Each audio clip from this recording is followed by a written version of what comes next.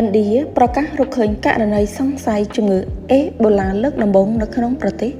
ខណៈអាជ្ញាធរប្រាប់ពលរដ្ឋកុំឲ្យភ័យស្លន់ស្លោ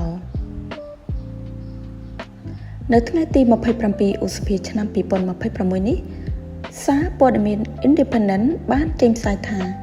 អាជ្ញាធរនៅក្នុងប្រទេសឥណ្ឌាបានប្រកាសឃើញករណីសង្ស័យថាឆ្លងជំងឺអេបូឡាដំបូងនៅក្នុងប្រទេសករណីសង្ស័យនេះកើតលើស្ត្រីម្នាក់បច្ចុប្បន្នកំពុងដាក់ឲ្យធ្វើចតាឡេស័កនៅក្នុងមន្ទីរពេទ្យមួយនៅភាគខាងត្បូងនៃទីក្រុងបេឡាកូរូតាមការបញ្ជាក់បន្ថែមពីក្រសួងសុខាភិបាលនៅក្នុងប្រទេសឥណ្ឌាបានឲ្យដឹងថាបច្ចុប្បន្នស្ត្រីដែលសង្ស័យនោះគឺមានសថិភាពនិងនៅធម្មតានោះទេហើយសំណាក់ដែលយកពីនាងក៏ត្រូវបញ្ជូនទៅខាងវិទ្យាស្ថានជាតិដើម្បីពិនិត្យរោគជំងឺអេបូឡាផងដែរជាមួយគ្នានោះដែរខាងក្រសួងក៏បានសង្កត់បញ្ជាក់បន្ថែមទៀតថាមកទល់ពេលនេះប្រទេសឥណ្ឌានៅមិនទាន់មានករណីកើតមានជំងឺអេបូឡានោះឡើយក្នុងលិខិតថ្លែងការណ៍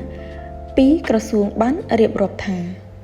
រដ្ឋាភិបាលប្រទេសឥណ្ឌាគឺកំពុងតាមដានយ៉ាងយកចិត្តទុកដាក់ពាក់ព័ន្ធទៅនឹងស្ថានភាពនៃជំងឺអេបូឡានេះខណៈជំងឺនេះកំពុងតែផ្ទុះឆ្លងខ្លាំងនៅផ្នែកមួយចំនួននៃទ្វីបអាហ្វ្រិកព្រមជាមួយគ្នានេះដែរខាងមន្ត្រីនៅក្នុងប្រទេសបានលើកឡើងថាវិធានការឃ្លាំមើលនិងត្រួតពិនិត្យគឺកំពុងត្រូវបានពង្រឹងដោយមានការសម្របសម្រួលជាមួយនឹងអាជ្ញាធររដ្ឋកាណាតាកានិងស្របតាមការណែនាំរបស់អង្គការសុខភាពពិភពលោក WHO លើកពីនេះអាជ្ញាធរក៏បានជំរុញឲ្យសាធារណជនទាំងអស់កុំទាន់ភ័យស្លន់ស្លោឬចែកចាយព័ត៌មានដែលមិនទាន់មានប្រភពច្បាស់លាស់នោះ